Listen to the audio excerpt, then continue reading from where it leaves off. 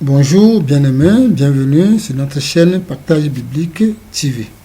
Vous avez devant vous le missionnaire Kodovi Adiola, appelé communément le frère Yao. Alors aujourd'hui, nous continuons avec notre thème, le corps de Christ.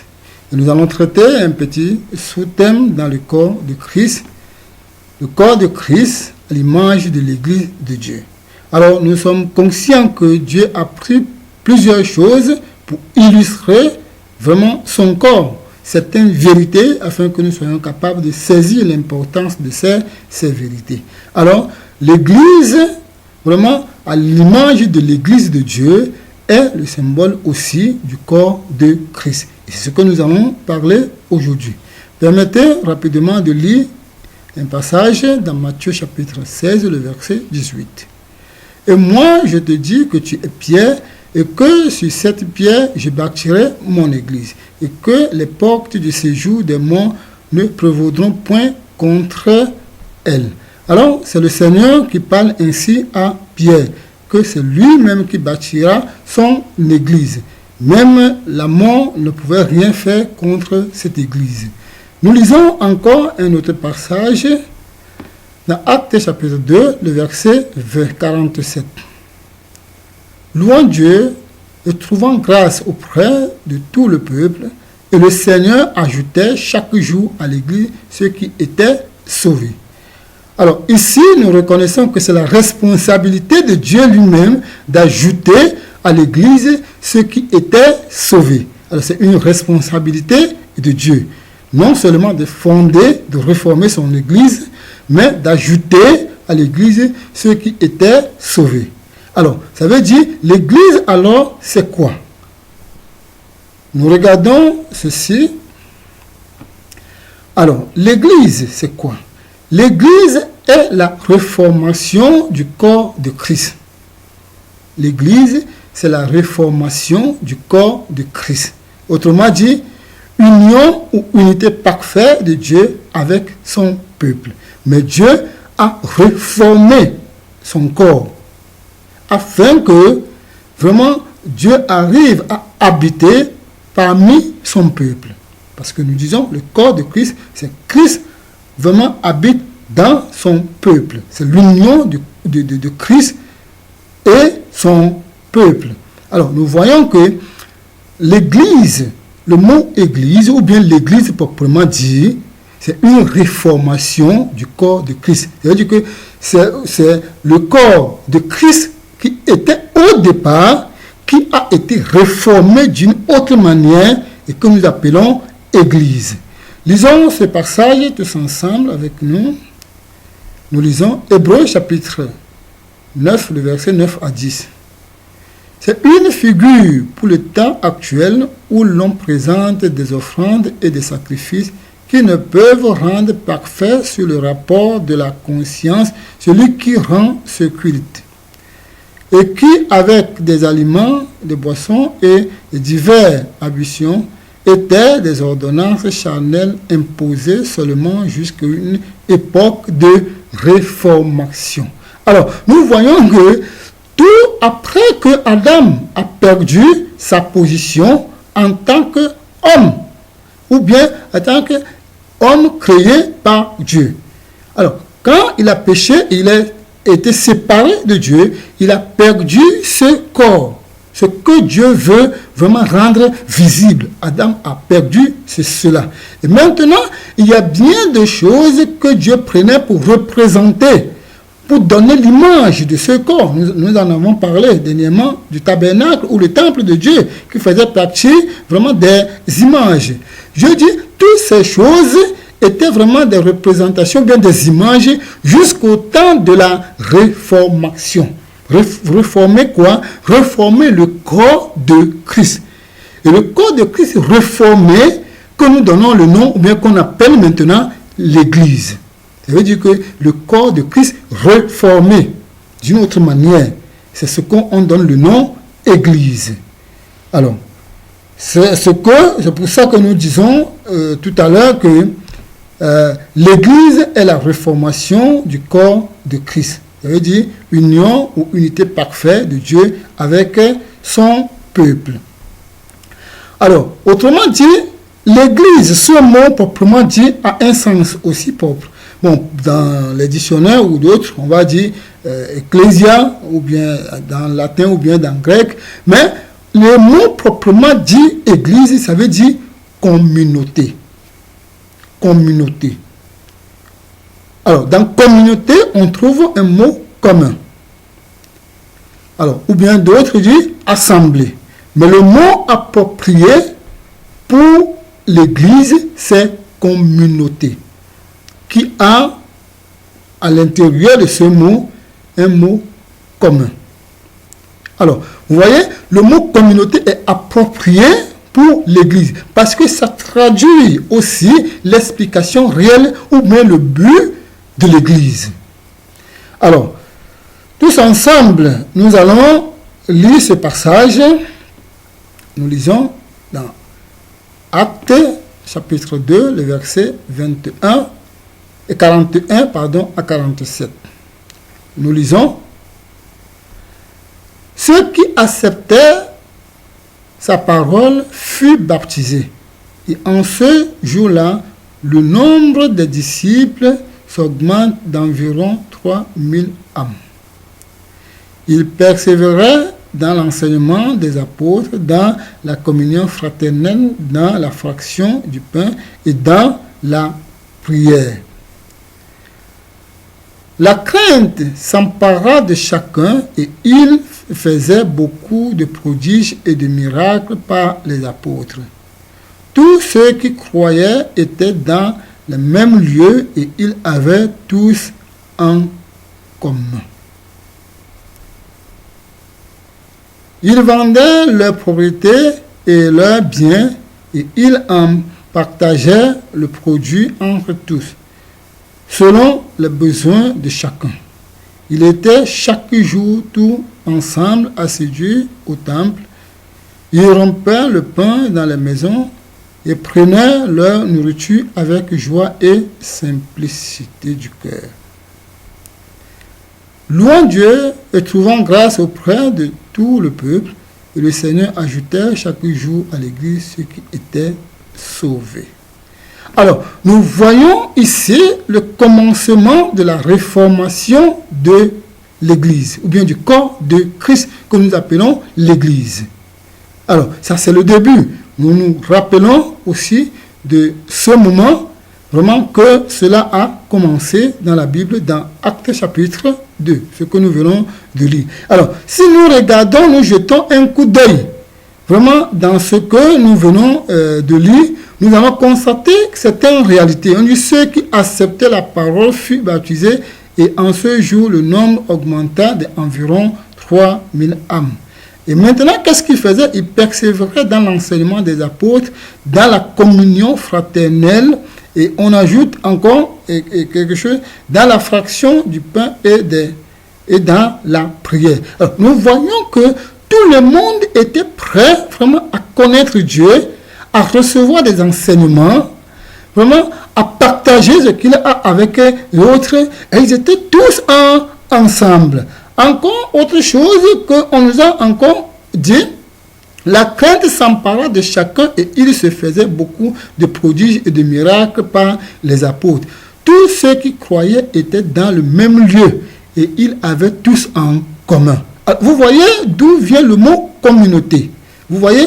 Alors, ça veut dire que ceux qui croyaient à ce moment vraiment cherchaient à représenter la réalité de l'Église, à représenter l'objectif principal de l'Église. Alors, vous voyez qu'on dit tous étaient au même lieu. Et ils avaient tous en commun. Mais on se pose la question, mais pourquoi? Alors, nous reconnaissons que c'est une réformation. Christ a réformé son corps. Et comme il a réformé son corps, il a donné vraiment cette vigueur à ce corps de chercher rapidement à présenter le caractère de Dieu. Alors, l'Église doit être l'image qui doit présenter le caractère de Dieu. Et c'est pour ça que, dès le départ déjà, personne ne disait que telle chose l'appartenait. Eux tous, ils restaient, ils mettaient les choses en commun. Pour quelle raison? Parce que l'Église a pour l'intérêt de présenter le caractère de Dieu. Et Dieu est un Dieu vraiment qui est invisible, mais qui aimerait traduire son caractère par nous, afin que nous arrivions à le connaître davantage. C'est pour ça que l'Église, qui est l'image du corps de Christ, a pour l'intérêt de traduire, ou bien de démontrer, ou bien de présenter le caractère de Dieu. Nous arrivons là-dessus. Alors, tout à l'heure, nous venons de lire aussi, je reviens encore sur quelques points sur ça. On dit, ils vendaient leurs propriétés et leurs biens et ils en partageaient le produit entre tous, selon les besoins de chacun. Ils étaient chaque jour tous ensemble assidus dans le temple, ils rompaient le pain dans les maisons et prenaient leur nourriture avec joie et simplicité du cœur. Alors, vous voyez, et ça démontrait déjà une unité, une union, une communion qui était entre les frères, qui était entre ceux qui croyaient. On voyait l'amour qui était entre ceux qui croyaient. On voyait que ceux qui croyaient mettaient leurs choses ensemble. On voyait qu'ils ont compris ce que c'est que le corps de Christ. Ils cherchaient à refléter cette réalité et qui est une personne, ou bien plusieurs personnes en une personne. Vous voyez, nous regardons un peu cette image. Nous allons voir l'image. Alors, l'Église, l'image du corps de Christ. Alors, j'ai fait un peu ce dessin pour nous ramener un peu à comprendre un peu l'idée de ce que c'est que l'Église. Alors, vous voyez, l'Église, c'est une communauté. Quand on dit communauté, ça veut dire qu'ils ont quelque chose en commun. Et qu'est-ce qu'ils ont en commun? Christ. Alors, vous voyez que Christ qui est la tête, qui est le centre, et tous les autres reçoivent de Christ. C'est-à-dire que reçoit la vie de Christ en miniature. C'est ce qui fait de participants de ce corps.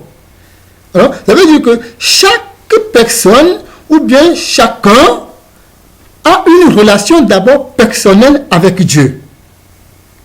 L'Église, nous sommes en train de parler de l'Église, selon l'image. Christ est la tête de l'Église, qui est son corps. Alors, vous voyez que les flèches montrent que chaque personne a une relation personnelle avec le Seigneur. Et après qu'ils ont une relation personnelle avec le Seigneur, mais maintenant, chacun a une relation avec son frère. Et c'est ce que nous appelons la communion fraternelle. Alors, vous voyez que ici, le corps est reformé, le corps est présenté, mais d'une autre manière, pas comme la manière dont Adam a été présenté ou bien formé. Mais c'est toujours le corps. Et que Christ est maintenant la tête, et que tous ceux qui croient, ceux qui acceptent le Seigneur, deviennent membres de ce corps de Christ. Et qui est toujours l'image de la réalité. Nous voyons.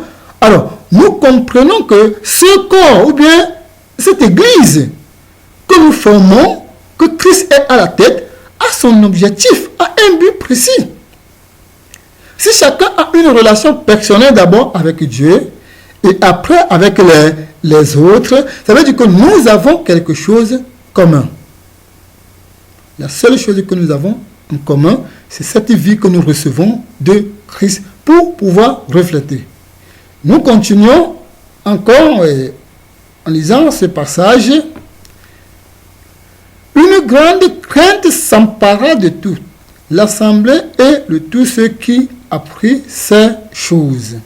Alors, nous nous rappelons aussi du temps de Ananias et Saphira qui ont été frappés par l'Esprit Saint et après avoir menti à l'Esprit.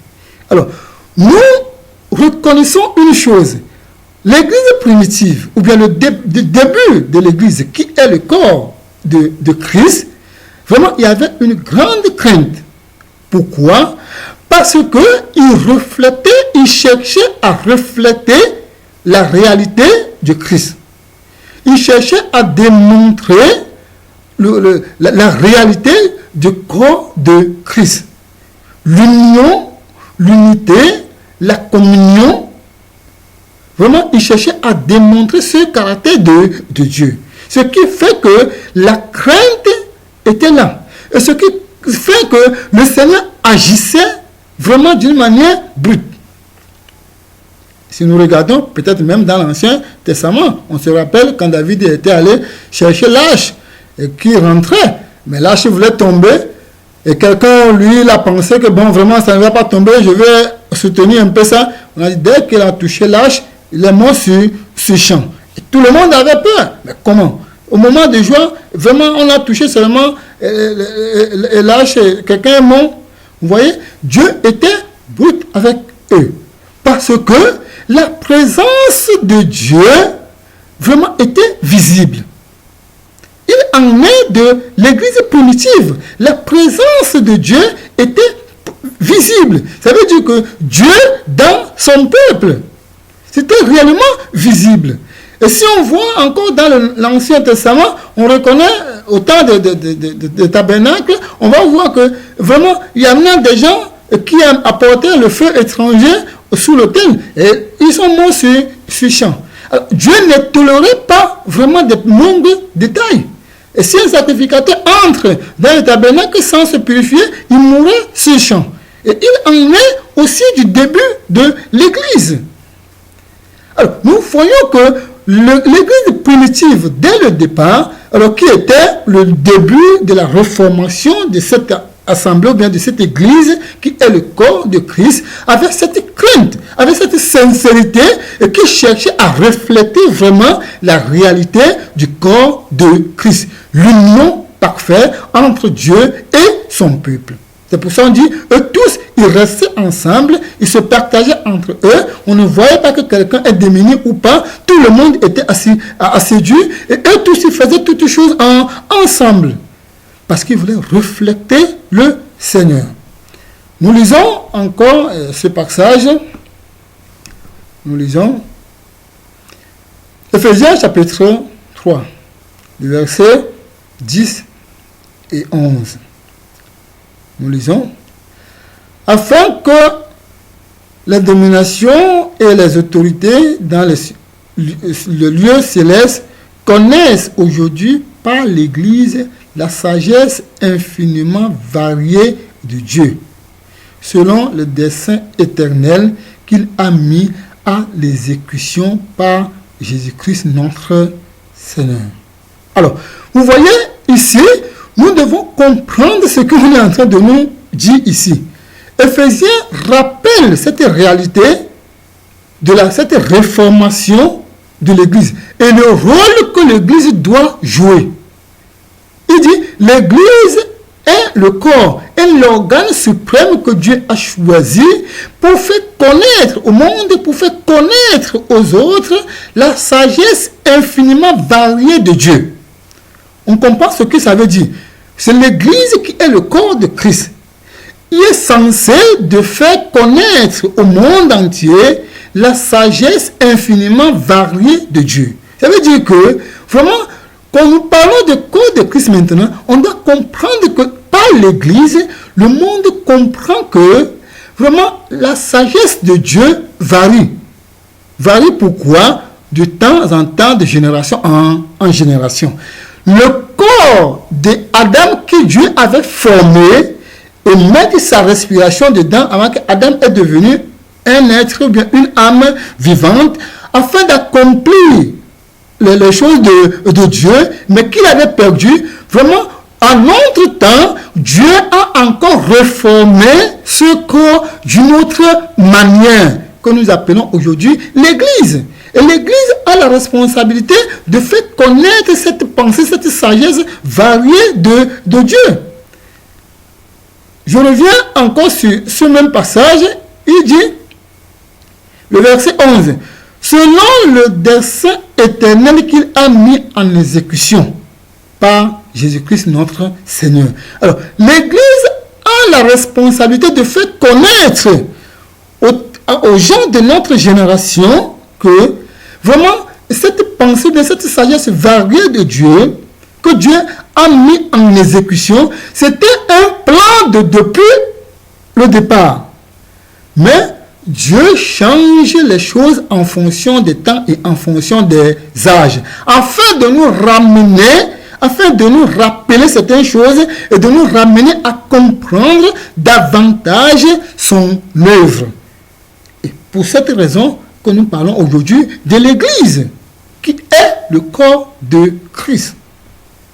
Nous lisons ce passage encore dans Colossiens chapitre 1, le verset 24, qui dit « Je me réjouis maintenant dans mes souffrances pour vous, et ce qui manque aux souffrances de Christ, je l'achève en ma chair pour son corps, qui est l'Église. » Amen. Alors, je dirais si vraiment Paul, en parlant ainsi, c'était en face de d'autres personnes, on dirait l'abomination. Pourquoi Paul pouvait dire ce qui manquait aux souffrances de Christ, lui, il achève dans sa chair pour le corps de Christ qui est l'Église. Mais qu'est-ce qui manque? On pourrait dire, Christ sur la croix avait déjà dit, tout est fini, tout est achevé, tout est accompli. Mais pourquoi Paul, lui, il dit ce qui manquait aux souffrances de Christ, lui, il l'achève dans sa chair pour son corps qui est l'Église. Alors, ça veut dire, Paul reconnaît en réalité que l'Église est un organe, c'est un corps de Christ formé pour un but précis. Alors, et ce que le Seigneur voulait, ou bien la volonté de Dieu, pour but, ou bien pour quelle raison il a formé ce corps, il faut que nous achevons cela dans notre chair. Donc, ça veut dire que l'Église a une responsabilité. L'Église a une tâche, il a un rôle à jouer.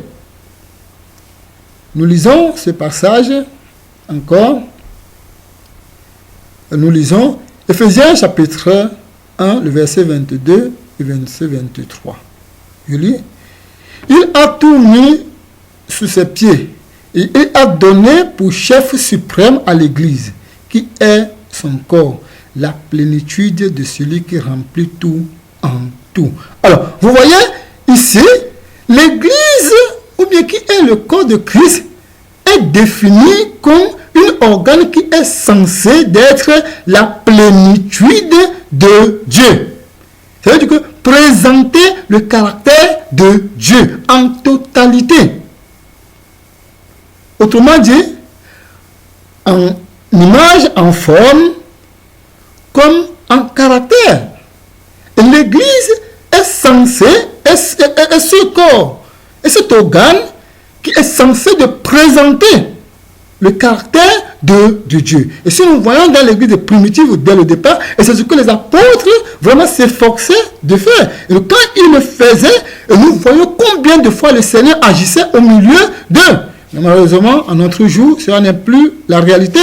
Et on verra plus tard. Pourquoi? Parce que maintenant, comme nous sommes entrés dans le thème de l'Église, nous allons maintenant continuer à traiter certains thèmes dans l'Église. Alors, nous reviendrons plus tard sur ces choses. L'Église, aujourd'hui, ne joue plus son rôle et n'est plus la réalité comme l'Église primitive. Et on va voir que dans l'Église primitive, l'Éternel vraiment était à l'œuvre, puisque l'Église primitive, qui était le commencement, bien le temps au moment de la Réformation, cherchait à refléter ce caractère de Dieu. Cette plénitude que Christ est à la tête. Nous lisons encore ce passage. Éphésiens chapitre 5, le verset 23 à 27. Nous lisons. Car le mari est le chef de la femme, comme Christ est le chef de l'Église, qui est son corps, dont il est le sauveur. Or, de même que l'Église est soumise à Christ, les femmes aussi doivent l'être à leur mari en toutes choses. Marie, Aimez vos femmes comme Christ a aimé l'Église et s'est livré lui-même pour elle, afin de la sanctifier par la parole, après l'avoir purifiée par le baptême d'eau, afin de faire paraître devant lui cette Église glorieuse, sans tache, ni ride, ni rien de semblable, mais sainte et irréprochable. Alors, nous voyons certaines réalités que nous voyons ici. Quand nous regardons bien ce qu'on nous dit, on dit vraiment Christ, qu'est-ce que lui, il a fait? Il a sanctifié l'Église. Après avoir vraiment baptisé cette Église, vraiment il lui est sanctifié. Pour quelle raison? Par la parole. Et pour quelle raison? Peut-être nous revenons encore bien sur ces passages. Marie, aime vos femmes comme Christ a aimé l'Église et s'est livré lui-même pour elle, afin de la sanctifier par la parole, après l'avoir purifiée par le baptême d'eau. Nous devons remarquer cette réalité, que le Seigneur, après avoir sanctifié, ou bien après avoir baptisé, ou bien après avoir purifié l'homme, il la sanctifie par la parole. Alors, nous regardons que l'Église est déjà baptisée. Ou bien ceux qui ont cru, on dit le baptême, c'est l'engagement d'une bonne conscience. C'est-à-dire que si celui qui croit a déjà fait vraiment cet acte. Maintenant, qu'est-ce qui lui reste? C'est la sanctification. Et cette sanctification se passe dans la parole. C'est dans l'obéissance de la parole. Et c'est comme nous avons dit, que la sanctification, ce n'est pas la perfection. Mais la sanctification, c'est le fait de s'étendre vers la perfection en se débarrassant de ce qui peut nous souiller. Alors ça, c'est la sanctification. Et c'est la parole qui le fait. Chaque jour que nous lisons la parole, chaque jour que nous méditons, la parole nous corrige, nous convainc. On dit, afin que l'homme de Dieu soit propre à toute bonne œuvre. Vous voyez, c'est-à-dire que c'est la parole qui le fait dans nos vies. Si nous considérons la parole comme notre règle suprême, si nous considérons la Bible comme la seule règle suprême, alors si nous considérons vraiment la parole de Dieu comme ce qui peut nous transformer, ça veut dire que chaque fois que nous lisons, il touche les choses qui ne tiennent pas en nous, et au fur et à mesure que nous arrivons à découvrir ces choses, nous les abandonnons. Et c'est ce qu'on appelle la vie de la sanctification. Cette vie n'a pas de fin jusqu'à ce que nous finissions notre vie sur terre. Aussi longtemps que la parole est là pour nous conduire, il va nous éclairer, il va davantage nous ouvrir les yeux, et nous allons nous-mêmes reconnaître ce qui ne va pas en nous, jusqu'à ce que nous finissions notre vie sur terre. C'est ce qu'on appelle la sanctification. Alors vous voyez, et on dit, c'est ce que Christ fait pour l'Église. Combien de fois nous devons comprendre cette réalité? On dit, afin de la sanctifier par la parole, après l'avoir purifiée par le baptême. Et le baptême, c'est l'engagement d'une bonne conscience. Et maintenant, après qu'ils croient, après avoir formé ce corps, maintenant, il faut la sanctifier. C'est-à-dire que la laver par la parole. Pour quel but? C'est ce que nous venons de lui, afin de la faire paraître devant lui cette Église glorieuse, sans tache, ni ride, ni rien de semblable, mais sainte et irréprochable. Alors, nous voyons que l'assemblée que le Seigneur veut, c'est l'assemblée irréprochable, sans tache, qui présente la réalité. Vous voyez? Alors, c'est cette assemblée que le Seigneur veut. C'est pour ça qu'il nous purifie dès aujourd'hui par la parole, afin que l'assemblée représente cette réalité. Nous regardons encore ce petit chemin. Alors, ce petit chemin nous montre, je veux dire, le véritable ou bien la réalité de l'Église. Vous voyez? L'union parfaite, vraiment, du peuple ou bien de Dieu et son peuple. Alors, si nous regardons bien, nous allons voir, il y a d'abord un cercle jaune, il y a le grand triangle qui représente Christ et il y a les petits triangles dedans qui représentent nous qui sommes des enfants de Dieu. Vous voyez? Alors, ça veut dire que ça, c'est cette assemblée que le Seigneur veut. Cette assemblée qui lui ressemble, qui est semblable en lui et qui forme cette unité. Qu'on voit 3 personnes en une personne. Ça, c'est la nature de Dieu. Alors, ça veut dire que l'Église est censée de présenter Dieu dans toutes ses natures. Nous lisons ce passage. Éphésiens chapitre 4, le verset 2 à 5. En toute humilité et douceur, avec patience, vous supportez les uns les autres avec charité, vous efforçant de conserver l'unité de l'esprit par le lien de la parole. Alors, nous voyons, l'unité ou l'union, vraiment, est la chose recommandée par l'Assemblée, ou bien par Dieu pour l'Assemblée. L'Assemblée doit présenter, ou bien le corps de Christ doit présenter l'unité parfaite de Dieu. Nous lisons encore ce passage, en continuant le verset 4. Il y a un seul corps et un seul esprit, comme aussi vous avez été appelés à une seule espérance par votre vocation. Il y a un seul Seigneur et une seule foi et un seul baptême. Alors, vous voyez que vraiment, il n'y a pas 2 fois. La foi en Dieu n'est que seule. Le baptême, c'est un bon engagement, bien de la bonne conscience, l'engagement d'une bonne conscience avec Dieu. Il n'y a pas 2. Alors, vous voyez que Dieu dit, toutes ces choses, c'est la même chose. Ça veut dire que si cela est la même chose, si tu as la même foi et que j'ai la même foi, tu as pris l'engagement d'une bonne conscience et je prends l'engagement de cette bonne conscience. Ça veut dire que nous avons l'intérêt à former un corps qui doit présenter l'union ou l'unité parfaite de Dieu. Mais malheureusement, on se pose la question, est-ce que l'Église aujourd'hui que nous voyons, le corps de Christ qu'on appelle aujourd'hui que nous voyons, présente cette unité, cette union parfaite de Dieu?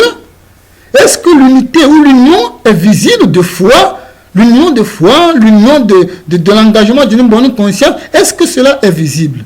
C'est ça que je disais d'avance que l'Église aujourd'hui a perdu sa force. Alors qu'au départ, dans l'Église primitive, c'était une réalité.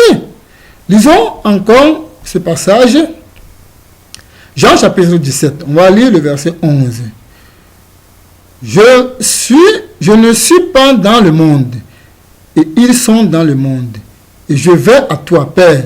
Saint, garde en ton nom ce que tu m'as donné, afin qu'ils soient un comme nous. Alors, nous voyons la prière de Jésus. Jésus dit, je veux qu'ils soient un. Moi, je ne suis plus dans le monde, mais eux, ils sont là. Le corps est là. L'Église est là. Vraiment pour présenter cette union, pour présenter vraiment cette communion. Mais garde-les, afin qu'ils arrivent à présenter cette communion, cette unité, afin qu'on reconnaisse réellement que je suis en eux et ils sont en moi. Lisons encore ce passage, toujours dans Jean 17, le verset 17. Sanctifie-les par la vérité. Ta parole est la vérité. Comme tu m'as envoyé dans le monde, je les ai aussi envoyés dans le monde. Et je me sanctifie moi-même pour eux, afin que eux aussi soient sanctifiés par la vérité. Alors, nous voyons, le désir de Dieu toujours, c'est que nous soyons capables de se sanctifier comme Christ lui-même s'est sanctifié, afin d'être un, afin d'être unis, afin d'avoir des choses communes, afin de voir la même direction, pour présenter l'unité, l'union parfaite de Dieu, 3 personnes en un. Lisons encore ce passage, le verset 21, toujours Jean 17.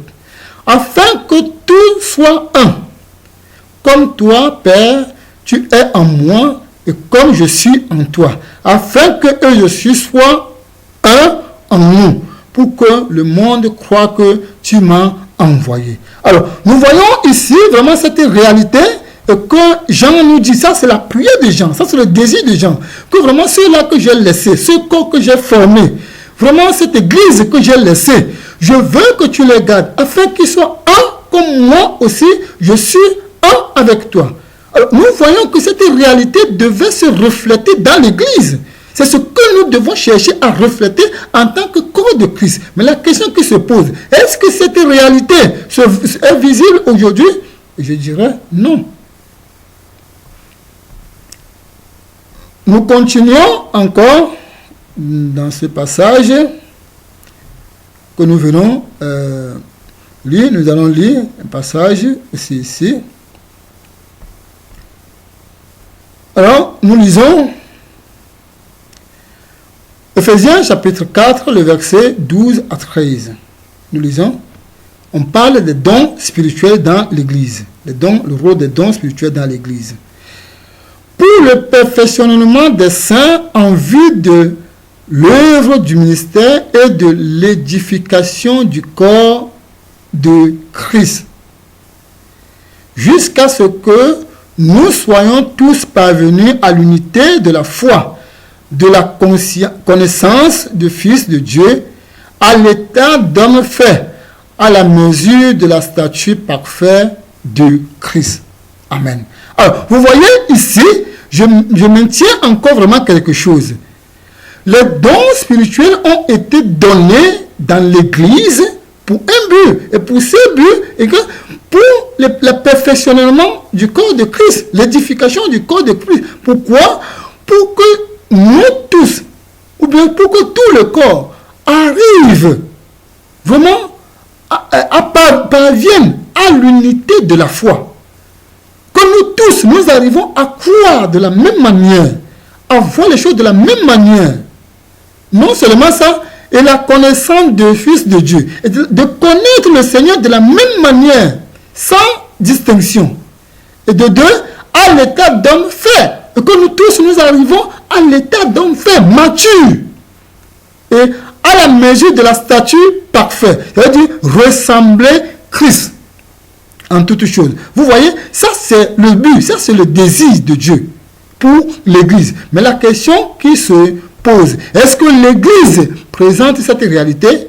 Aujourd'hui, on va voir, chacun va dire, notre doctrine c'est comme ça. Nous, on croit comme ça. Nous croyons comme ça. Moi, je ne crois pas comme ci. Moi, je crois comme ça. Mais vous voyez que l'Église, ce que nous appelons aujourd'hui l'Église, ne joue plus son rôle. Nous voyons déjà.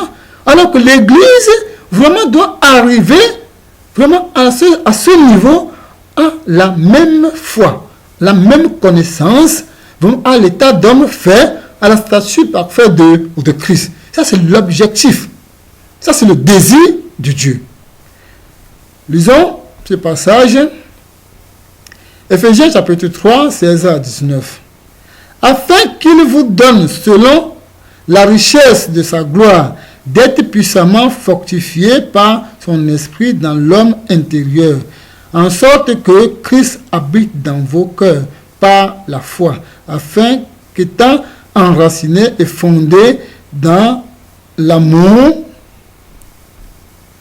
vous puissiez comprendre avec tous les saints quelle est la largeur, la longueur, la profondeur et la hauteur, et connaître l'amour de Christ qui surpasse toute connaissance, en sorte que vous soyez remplis jusqu'à toute la plénitude de Dieu. Vraiment, amen. Je me réjouis beaucoup encore de ces choses que Paul prend le temps de nous décrire. Et quand nous regardons ce que Paul dit, il dit vraiment son désir, il prie et souhaite et que cela soit une réalité en nous. Et quel serait, qu'est-ce qu'il a écrit? Je répète encore ici, que vous puissiez comprendre avec tous les saints quelle est la longueur, la largeur, la profondeur et la hauteur. Vous voyez, ça veut dire chercher à connaître Dieu dans toutes ses dimensions. Refléter Christ dans toutes ses dimensions. Ça veut dire en forme et en caractère. Vous voyez, refléter Christ en forme et en caractère. Alors, est-ce que cela est une réalité pour nous? Est-ce que nous arrivons à comprendre avec tous les saints vraiment Dieu dans tous ses aspects, alors que l'objectif de l'Église, c'est ça. L'Église amène des gens à comprendre Dieu, à connaître Dieu, tous ensemble de la même manière. Il dit pourquoi? Et connaître l'amour de Christ qui surpasse toute connaissance, en sorte que vous soyez remplis jusqu'à la plénitude de Dieu. Vous voyez? Si nous arrivons à ce stade, si nous arrivons vraiment à la recommandation que la Bible nous demande, on dit jusqu'à arriver à la plénitude de Dieu. C'est-à-dire que présenter Dieu dans sa totalité, dans sa forme et dans son caractère. Vous voyez? À présenter Dieu dans sa forme et dans son caractère. C'est-à-dire que 3 personnes en un, que nous soyons capables de le présenter. Christ en nous. L'union parfaite, l'unité en nous, la communion des frères. Est-ce que cela est une réalité aujourd'hui? Vous voyez? Ça veut dire que le désir de Dieu pour nous, c'est de refléter cette union. C'est de refléter le caractère de Dieu. Une personne ou bien 3 en un. Et de le présenter en forme et en caractère. Alors, nous, vraiment, recommandons chacun de nous, vraiment, à chercher, à revenir, vraiment, à cette étape de l'Église primitive. Afin que la crainte de l'Éternel s'empare encore de nous. Afin que la présence de Dieu soit encore visible au milieu de nous. Afin que nous arrivions à refléter l'image réelle de Christ. Nous conseillons chacun vraiment à laisser toute autre chose, à laisser toute autre pensée, à se tourner vers la Bible, à chercher à connaître, à comprendre la Bible dans sa profondeur, en hauteur, en longueur et en largeur, afin de se soumettre totalement à Dieu et que Dieu qui accorde sa grâce nous remplit de toutes choses. Alors, nous, vraiment, c'est notre souhait pour chacun de nous, afin que l'Église reflète encore l'union parfaite, vraiment, de Dieu. Que le Seigneur nous bénisse encore davantage. Merci encore davantage de nous avoir suivis. Que le Seigneur se glorifie au milieu de nous. Alors, nous disons toujours, s'il y en a, ou bien s'il y a des gens qui aimeraient poser des questions, ou bien qui voulaient bien nous contacter, n'oubliez pas de nous contacter avec ces numéros, soit par appel, ou bien les numéros, ou bien soit par écrit, l'email. Alors, que le Seigneur vous fortifie et qu'il nous rend vraiment capables de comprendre sa parole dans sa profondeur. Merci encore à chacun de nous. Que le Seigneur nous bénisse. Amen.